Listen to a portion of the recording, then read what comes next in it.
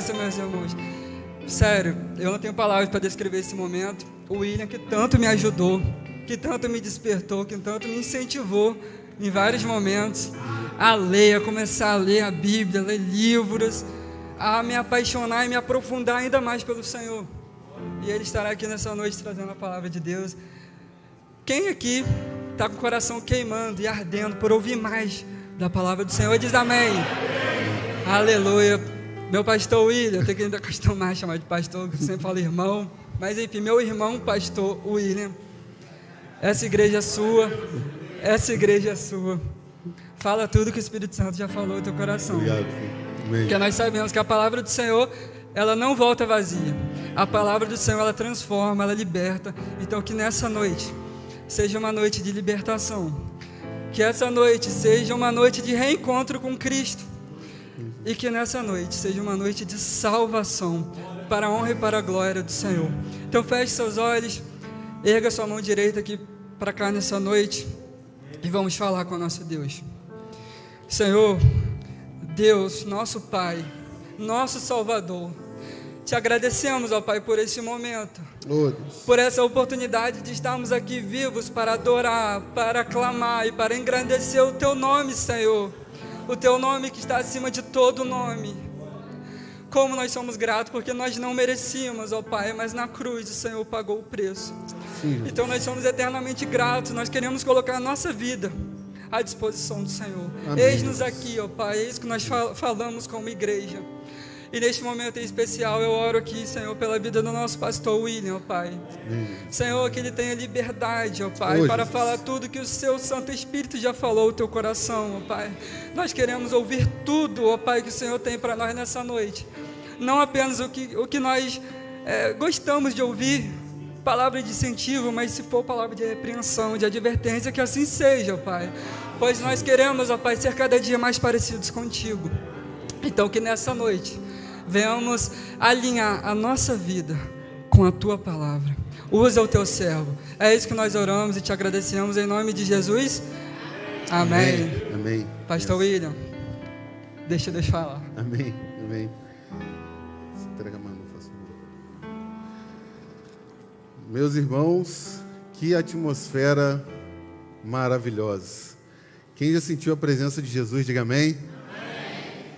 Nessa noite tão especial e também desafiadora, eu quero conversar com os irmãos sobre o tema Uma Vida com Propósito. Uma Vida com Propósito. Para isso, abra sua Bíblia comigo, por favor, no Evangelho de Jesus Cristo, conforme o registro de Marcos.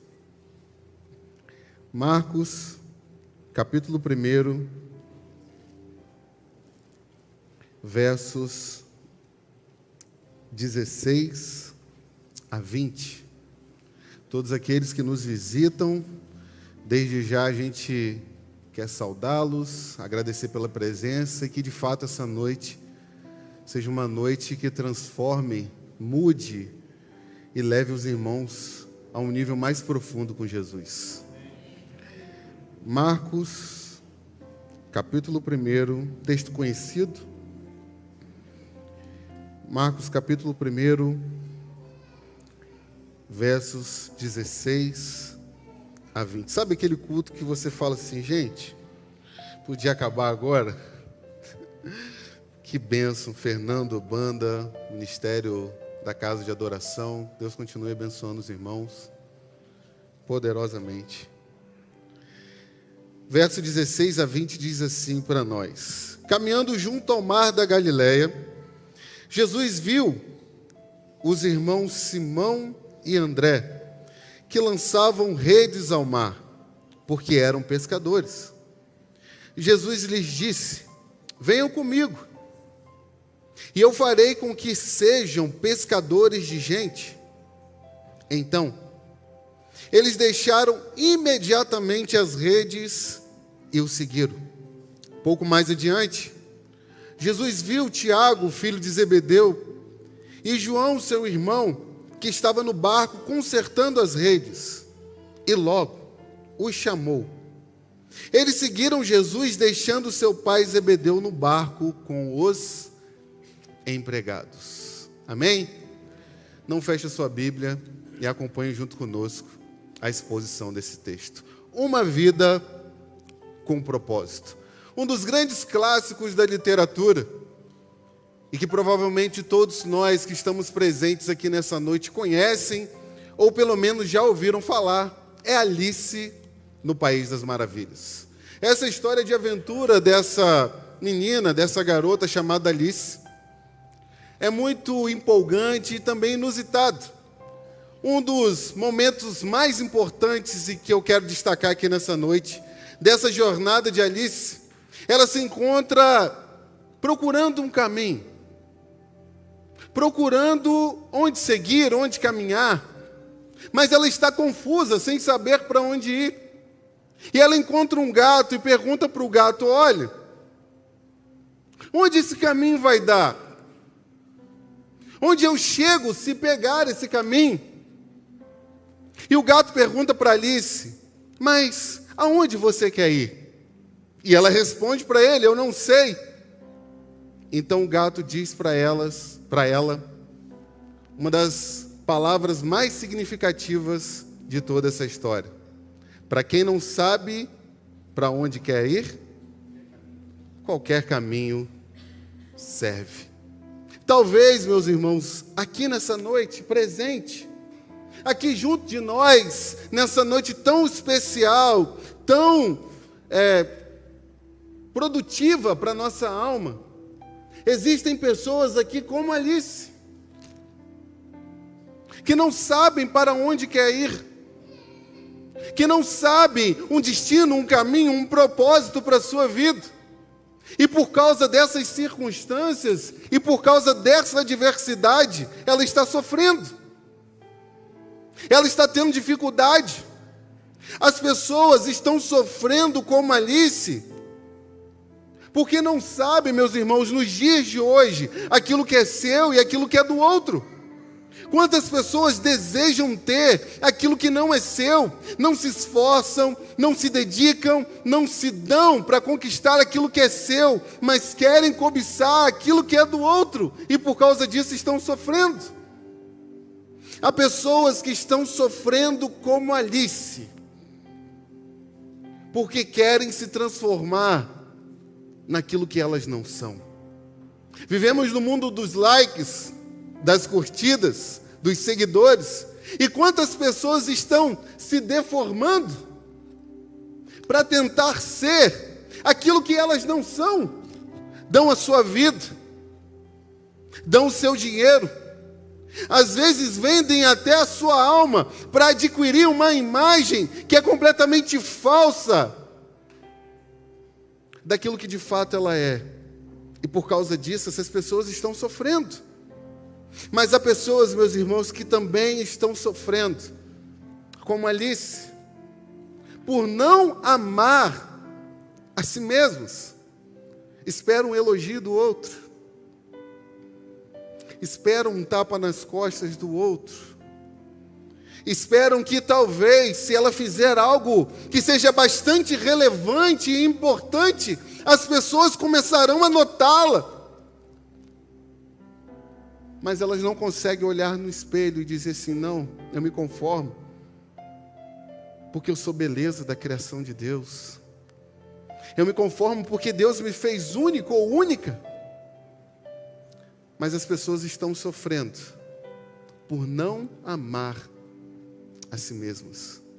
Mas há pessoas também que, como Alice, e que talvez estejam presentes aqui nessa noite, que sofrem porque não tem um projeto de vida, vive a vida por viver, passa-se os dias por passar, entra ano, sai ano, elas observam as pessoas conquistando, as pessoas avançando, as pessoas crescendo na vida, as pessoas se sentindo realizadas, porque alcançaram um propósito que tanto desejaram, e porque tanto lutaram, mas elas não têm um caminho, um alvo, um objetivo, um propósito de vida, e por isso estão sofrendo. O texto que nós acabamos de ler você está com a sua Bíblia aberta, mostra para nós 4 pessoas. 4 pescadores que nós vamos observar, que talvez viviam como Alice, vivendo a sua rotina, dia após dia, mas sem um propósito, sem uma direção, sem algo a mais em suas vidas. E a pergunta que todos nós que estamos aqui precisamos responder nessa noite é a seguinte: quando a vida passa a ter sentido? Quando a vida nossa passa a ter propósito, a ter um alvo, um objetivo? Acompanhe comigo, por favor, esse texto tão precioso. E o primeiro ponto da nossa reflexão, você que pode, também gosta de anotar, eu quero que você observe comigo o Deus que vê. Se você notar o verso 16 e também o verso 19, vai dizer para nós que Jesus viu, Jesus observou algumas pessoas. O nosso Senhor Jesus estava caminhando, uma vez mais, pelas regiões da Galileia. E ele, junto ao mar da Galileia, ou o mar de Tiberíades, ou quem sabe o lago de Genezaré, Jesus caminhava e viu 4 homens. Primeiro 2 irmãos e um pouco mais à frente, mais 2 irmãos. Mas o que eu quero destacar com vocês nessa noite é o Deus que nos vê. O Deus que nos observa, porque todas as vezes que Jesus viu alguém, ele não só viu, não só observou, mas viu para transformar a vida daquelas pessoas, para mudar a concepção daquelas pessoas, transformar o destino daqueles aos quais ele viu.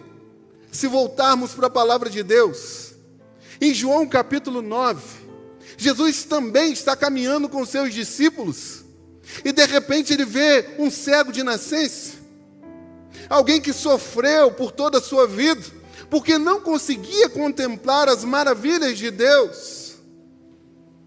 Mas diante de toda aquela multidão, diante de todos aqueles doentes e enfermos, Jesus viu aquele homem, e o fato de Jesus vê-lo, deu vida aos olhos daquele homem, fez ele enxergar a vida com os olhos, não só comuns, mas também os olhos da fé.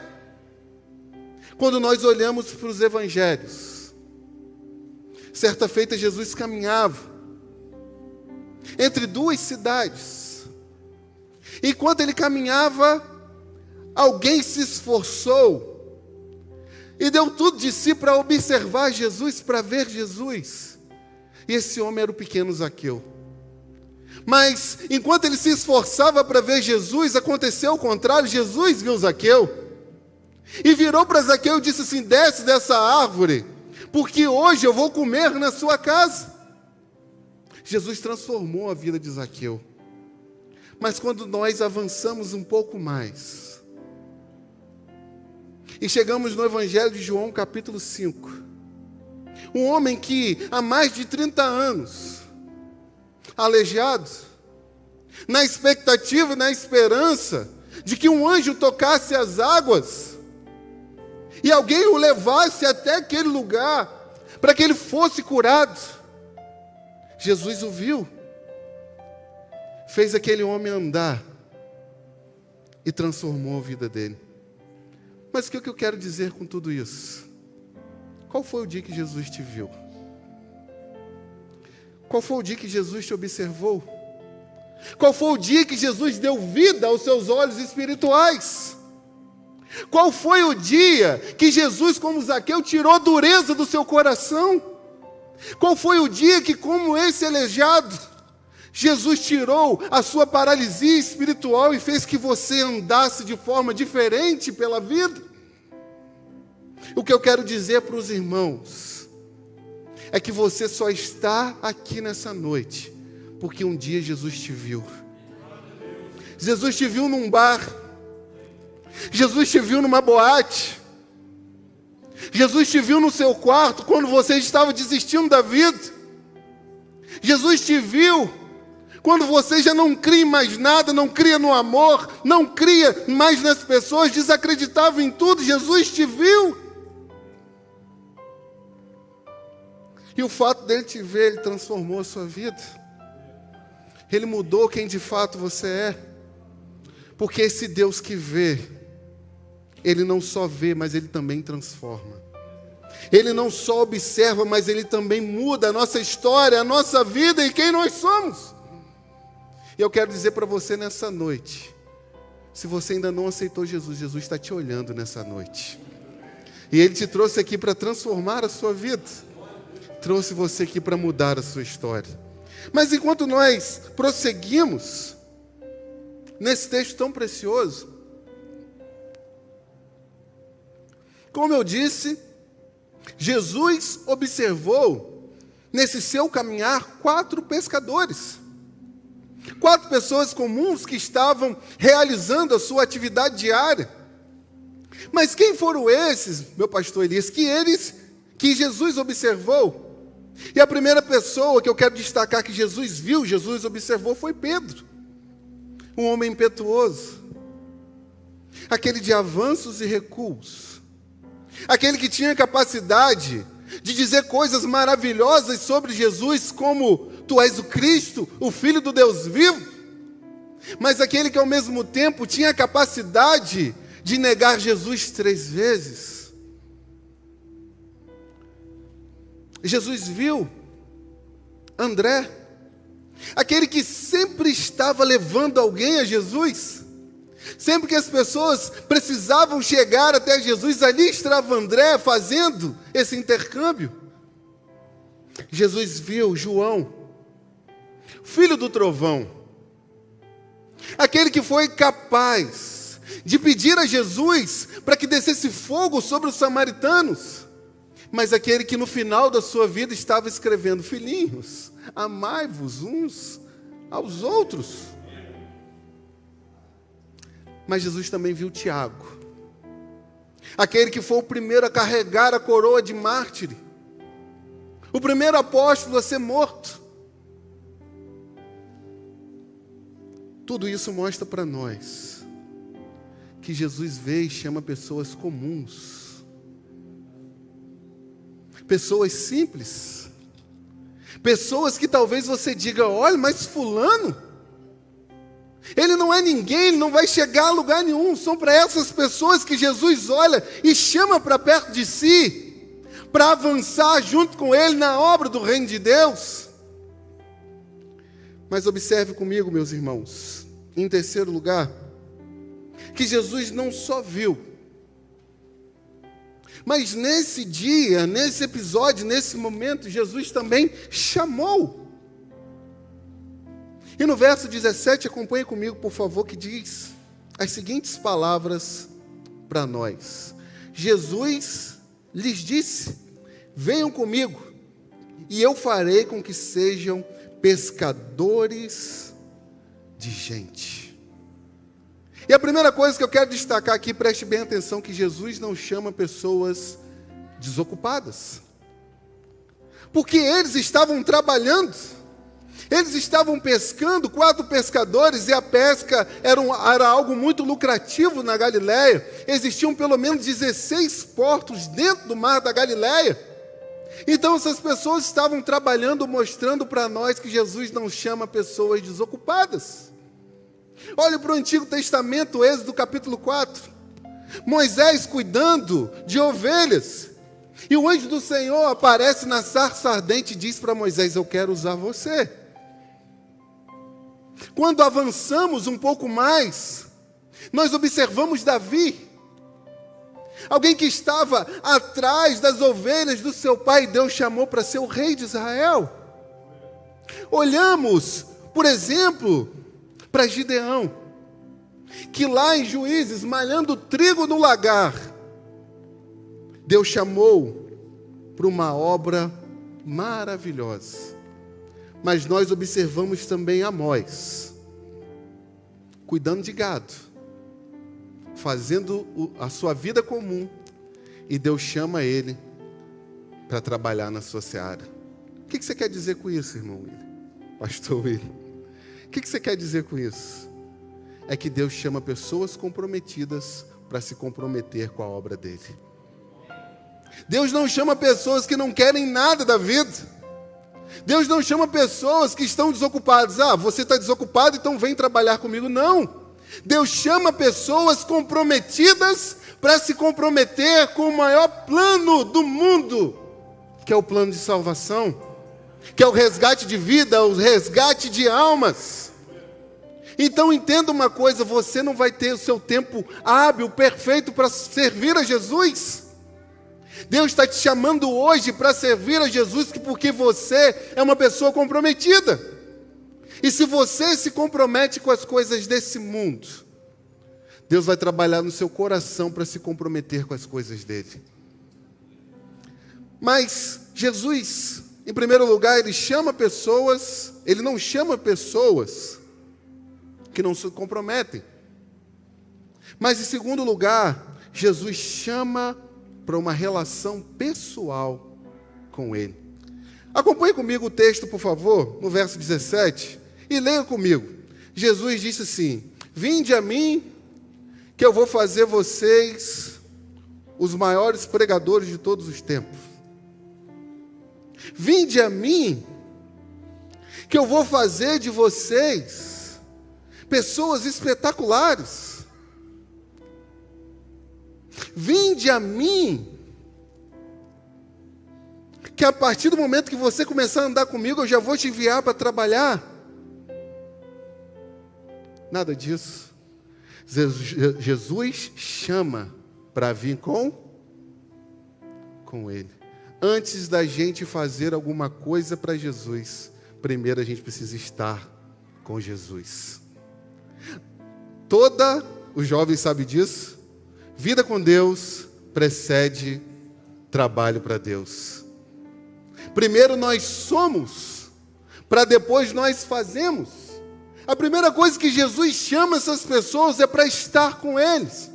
Talvez a gente, na nossa correria, dos nossos ministérios, a gente quer fazer muita coisa, a gente quer realizar muita coisa, mas a gente esquece daquilo que é principal. Jesus nos chama primeiro para estar com Ele, para ter comunhão com Ele, para ter vida com Ele, para experimentar a comunhão de estar na presença dEle. Mas se você prestar atenção comigo, Jesus chama, em terceiro lugar, para um discipulado. Ele diz assim para os apóstolos: eu vos farei pescadores de homens. Jesus não disse para eles: vocês já estão prontos, portanto ide e pesquem homens. Mas Jesus coloca isso no futuro: eu vos farei pescadores de homens. E você precisa entender nessa noite, meu irmão, que Jesus não chama ninguém pronto. Jesus não chama pessoas que já estão prontas completamente para fazer a obra dele, mas Ele chama pessoas para trabalhar no seu íntimo, no seu caráter, no seu interior, para poder fazer a obra do Senhor. Talvez você está aí olhando agora: poxa, o pastor William está lá na frente, o ministério, casa de adoração, que bênção.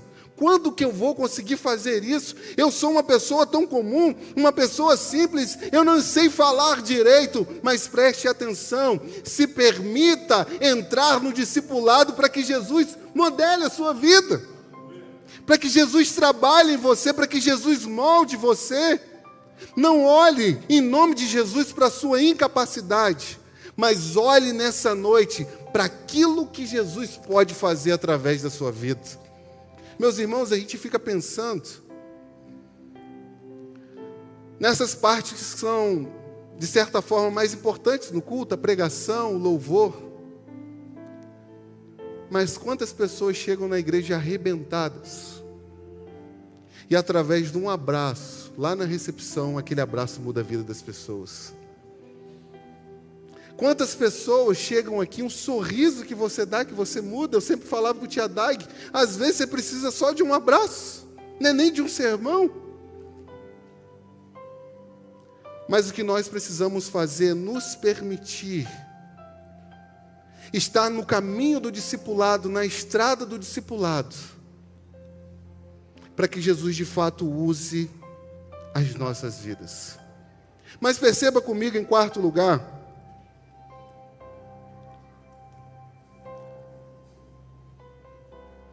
que Jesus, Ele não só chama esses homens para o discipulado, mas Ele chama também para a renúncia. Note comigo o verso 18 e o verso 20 mais uma vez, que diz assim para nós: então, eles deixaram imediatamente as redes e o seguiram. Verso 20, e logo os chamou, e eles seguiram Jesus, deixando seu pai Zebedeu no barco com os empregados. Você olha para esse texto, você fica espantado, assim como eu. Como que esses homens, de forma tão automática, deixaram tudo para seguir Jesus? Para acompanhar esse mestre Galileu? Esse homem que tinha tão somente ensinos e milagres. Como deixar minha família? Como deixar as minhas obrigações para seguir esse homem? Como vou renunciar tudo isso para seguir a Jesus? Mas se você perceber, eles largaram tudo e acompanharam Jesus, foram após Jesus. E Jesus chama eu e você nessa noite para renunciar. Eu não sei o que você tem que renunciar. Talvez nessa noite eu estou falando para pessoas que precisam renunciar de si mesmo. Os seus sonhos, os seus projetos, os seus objetivos, que quando você passa eles, olha para eles, você não vê nada do reino de Deus. A palavra de Deus é clara para nós em dizer: buscai primeiro o reino de Deus, e as demais coisas vos serão acrescentadas. Mas sabe o que a gente faz? O inverso. A gente busca primeiro os nossos planos, os nossos projetos, os nossos objetivos, e depois a gente quer buscar o reino de Deus. O que você precisa renunciar nessa noite? Talvez você precisa renunciar nessa noite aquilo que você mais ama. Eu não estou dizendo pessoas. Talvez exista um ídolo dentro do seu coração que está te impedindo de servir a Deus. Talvez o que te impede de se entregar para Jesus, começar esse caminho de discipulado e seguir essa vida com um propósito, seja algo que está implantado dentro do seu coração, no qual você criou um altar para isso. O que tem roubado o seu tempo? O que tem roubado a sua atenção? O que tem roubado as suas forças e a sua energia, a ponto de você dar toda a sua vida e sobrar nada para Deus? Mas talvez o que nós precisamos renunciar nessa noite seja nós mesmos, a nossa própria vida. Já contei aqui várias vezes a história dos missionários lá no Equador, em 1958, que entregaram a sua vida para evangelizar a tribo Auca. E quando, perto de se encontrar com aquela tribo da qual tirou a vida deles, Jim Elliot, um dos missionários, escreveu a seguinte frase, que diz assim: não é tolo aquele que dá, que não pode reter, para ganhar aquilo que não se pode perder. Não é tolo aquele que dá a sua vida a algo que você não pode reter, segurar, para ganhar a vida eterna que ninguém pode tirar de nós. Mas nós avançamos para o quarto e último ponto da nossa reflexão. Qual foi a resposta desses discípulos ao ouvir o chamado do mestre dizendo assim: venha após mim? O que eles responderam? De que forma eles responderam? E a primeira coisa que a resposta deles foi radical. Largaram a rede, largaram o pai e seguiram a Jesus. A palavra de Deus vai dizer para nós as seguintes palavras: se alguém vem a mim e não ama mais a mim do que ama o seu pai, sua mãe, sua mulher, os seus filhos, os seus irmãos, as suas irmãs e até a sua própria vida, não é digno de ser meu discípulo. Olha a que nível Jesus está levando a gente essa noite. O que a gente mais ama nesse mundo? Os nossos ou o Senhor Jesus? A nossa boa vida? A nossa tranquilidade? Porque preste bem atenção, igreja, em nome de Jesus, entenda isso. Servir a Jesus vai tirar algo de você. Servir a Jesus vai requerer algo de você. Servir a Jesus vai te levar a abandonar alguma coisa na sua vida. Mas a resposta desses homens também foi sem questionamento. Procura no texto e veja comigo se eles disseram: mas Jesus, Senhor, olha aqui, meu barco, minha rede, meu pai já está idoso, precisa pescar. A resposta deles foi sem questionamento. Se fosse nos nossos dias, talvez a gente se virasse para Jesus e dissesse assim: eu vou, mas vai dar certo? Você garante que vai dar tudo certo? Você garante que se eu for abandonar tudo, o Senhor vai suprir as minhas necessidades? Mas o que Jesus nos chama nessa noite é o seguinte: a entender a seguinte questão: aquele que chama é aquele que sustenta. Aquele que chama é aquele que faz você avançar. Aquele que chama é aquele que vai fazer você vencer os desafios. Meus irmãos, assim como Jesus, em João capítulo 4, olha a seara, os campos já estão prontos. E eu pergunto para vocês nessa noite: onde estão os ceifeiros? Olha para esse bairro, meus irmãos. Olha para essa cidade. As pessoas estão sedentas de Deus. Eu convido a igreja que fique de pé, por favor. Ministério, por favor.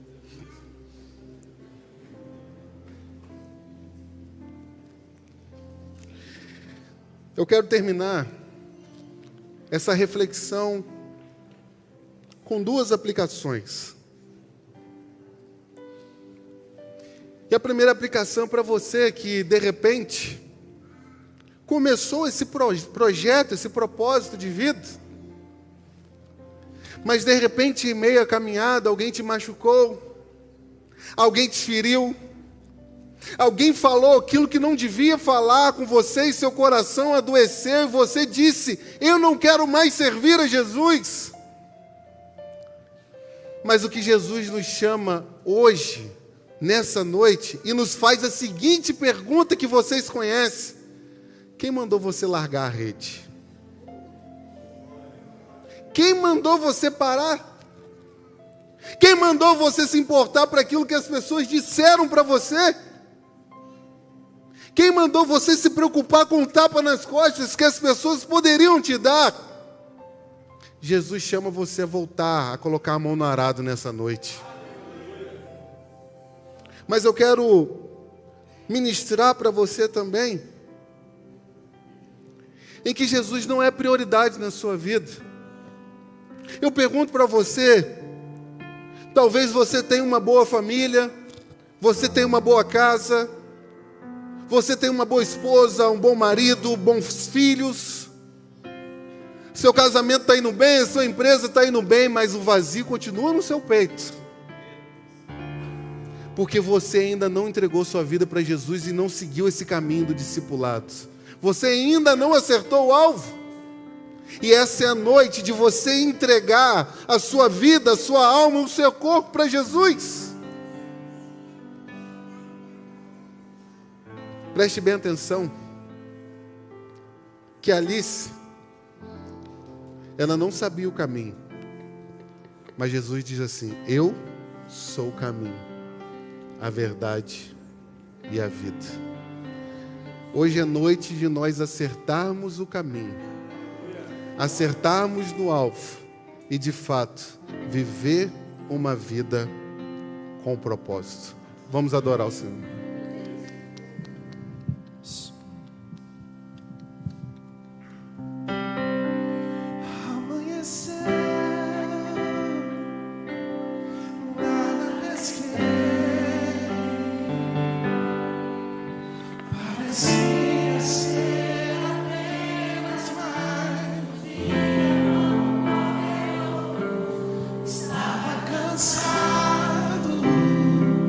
Sem forças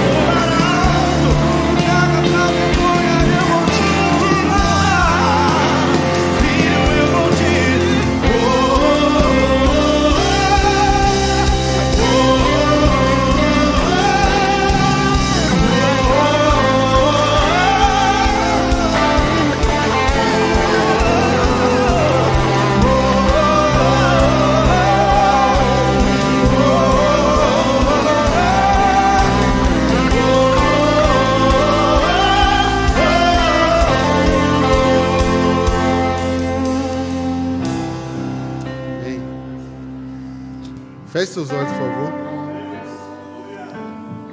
Essa noite é uma noite de convite. Eu quero muito orar com você nessa noite. Você que, como diz essa canção, largou a rede, parou e quer voltar para o caminho, quer de novo agarrar essas redes e continuar essa pesca tão maravilhosa. Quero orar com você essa noite. Vem à frente, por favor. Eu quero orar com você também nessa noite, que se magoou, que se feriu e que disse que de fato ia parar, mas Deus incomodou seu coração nessa noite para voltar também. Quero orar com você. E por fim eu quero orar com você que quer entregar sua vida para Jesus nessa noite. Hoje é noite de salvação. Você não tem amanhã, você não tem depois da manhã, mas você tem hoje para entregar o seu coração para Jesus. Eu vou orar. Se você sentir a vontade de vir à frente, fique no seu lugar. Mas é hora de clamarmos ao Senhor.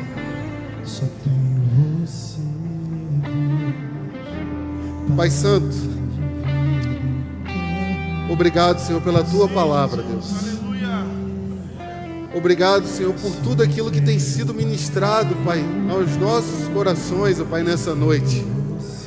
Senhor, a mesa está posta, ó Pai, para aquele que quiser se banquetear nessa noite. Nós vivemos, ó Pai, dias tão difíceis, sentimentos, ó Pai, tão complicados, ó Pai, invadem a nossa alma. Mas hoje a gente quer colocar a nossa vida diante de Ti, Senhor, para Te seguir, ó Deus, para Te servir, Senhor, para continuar no caminho, continuar, ó Pai, no alvo, no propósito, independente das dificuldades, independente, ó Pai, daquilo que nós vamos ter que passar, sabendo que o Senhor vai nos sustentar. Pai Santo, em nome de Jesus, derrame, ó Pai, um espírito de coragem, ó Pai, sobre nós nessa noite. Um espírito, ó Pai, de ousadia sobre nós nessa noite. Para que a gente não olhe, Pai, em nome de Jesus, para as dificuldades, para os problemas, mas que a gente olhe, ó Pai, para o Senhor. O Senhor vai fazer maravilhas, ó Pai, nessa igreja. O Senhor vai fazer maravilhas nesse lugar, Pai. Nós te pedimos, ó Pai, nessa noite, tome as nossas vidas nas Tuas mãos, ó Pai, e usa-nos para a glória do Teu santo nome. Nós te agradecemos, Pai, em nome de Jesus. Amém. Amém. Vamos adorar.